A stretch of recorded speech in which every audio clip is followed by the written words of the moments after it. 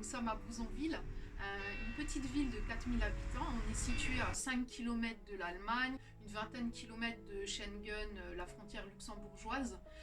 On est à 30-40 km des centres urbains les plus proches, Metz, Thionville, Forbach. Bouzonville, on a un avantage, c'est qu'on a une rue très commerçante. Il n'y a plus de lingerie féminine depuis quelques années. La demande était là, donc j'avais cette opportunité d'ouvrir une boutique exclusivement dédiée à ces dames. Bonjour.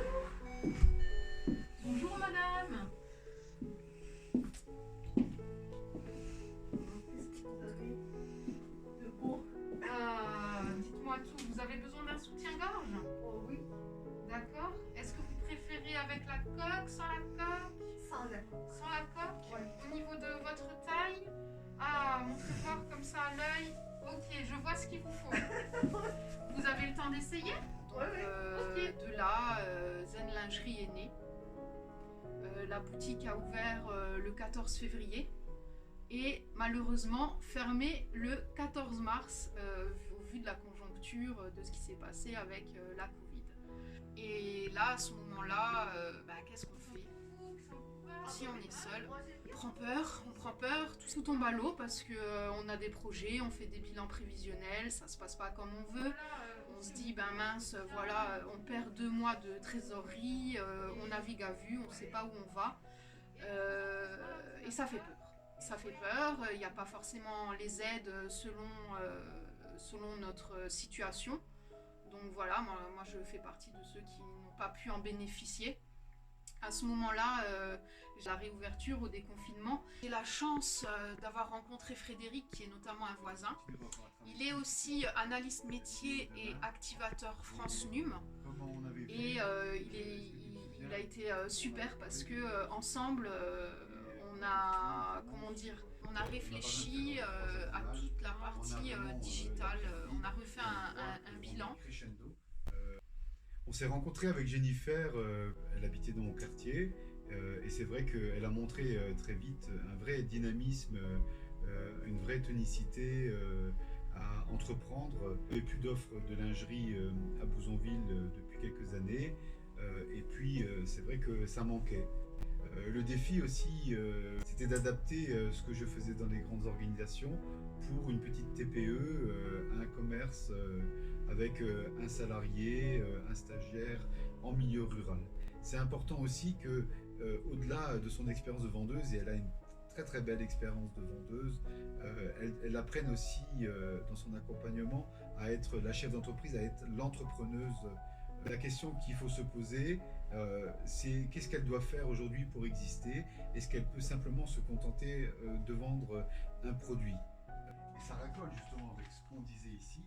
Ça veut dire que dans ces processus, en fait, ici, on a le back-office d'un côté, le front-office de l'autre, et puis on va en fait coller, pour des questions mémotechniques, mais des questions de confort avec ça, on va savoir que les process du back-office, on le fait dans le back-office. Le contexte de Bouzonville était intéressant aussi parce que ici, on est en environnement transfrontalier.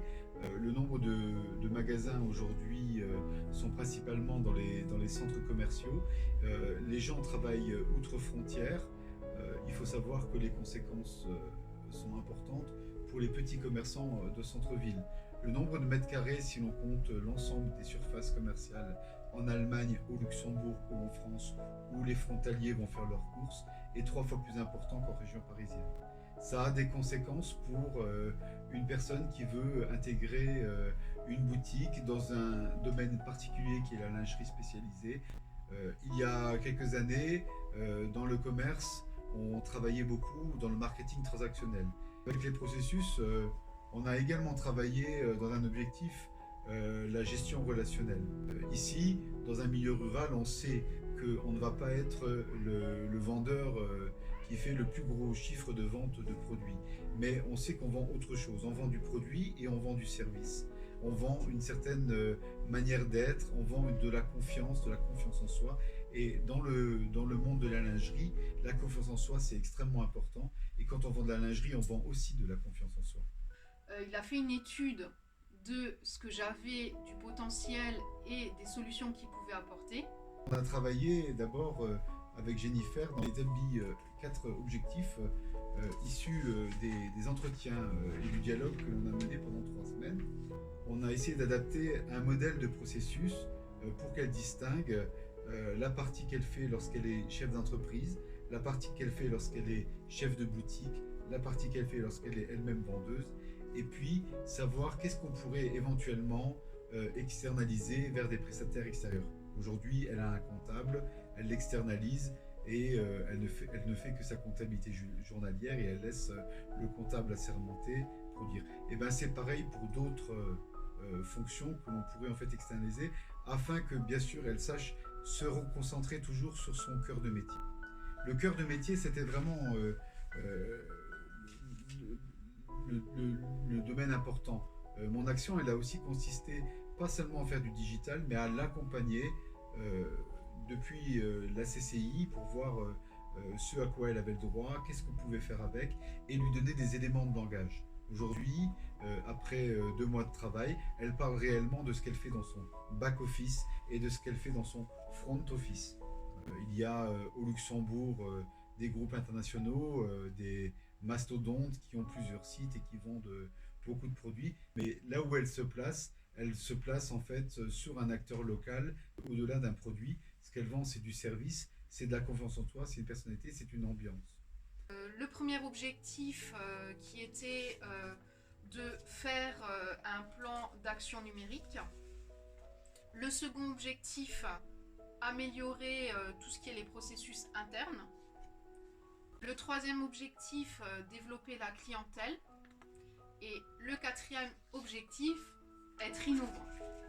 Les utilisateurs, les clients en fait de Jennifer qui viennent là, ils se sentent particuliers et elle doit adapter ses techniques de vente pour à tout moment tout savoir de ce qu'ils aiment, quand ils aiment, à quelle saison ils aiment telle couleur ou tel produit. Elle peut utiliser aujourd'hui des nouveaux logiciels comme des CRM, donc des GRC, de la gestion de la relation client. Il y a beaucoup de commerciaux, des grands groupes qui la sollicitent pour lui vendre des solutions. L'aspect que l'on ne dit pas assez, c'est qu'il ne suffit pas d'acheter une solution pour être performant. La solution en fait des CRM aujourd'hui, elle sous-tend que l'organisation elle est transversale, centrée autour des processus et qu'elle connaît ce qui est du front office et ce qui est du back office. Puisque dans le CRM, vous avez des fonctions de back office analytique et des fonctions de front office. Ce qui sous-tend aussi de dire que ces petits commerces, ils doivent aussi se structurer de manière plus transversale, même quand ils sont seuls. Nous sommes arrivés à la conclusion de trouver plusieurs solutions. La une analyse métier de commerce dans son environnement. La solution numéro 2, repenser l'entreprise comme une organisation transversale autour de ses processus internes. La solution numéro 3, considérer une relation client avec marketing relationnel. La solution numéro 4, inclure les nouvelles technologies dopant l'expérience client-utilisateur.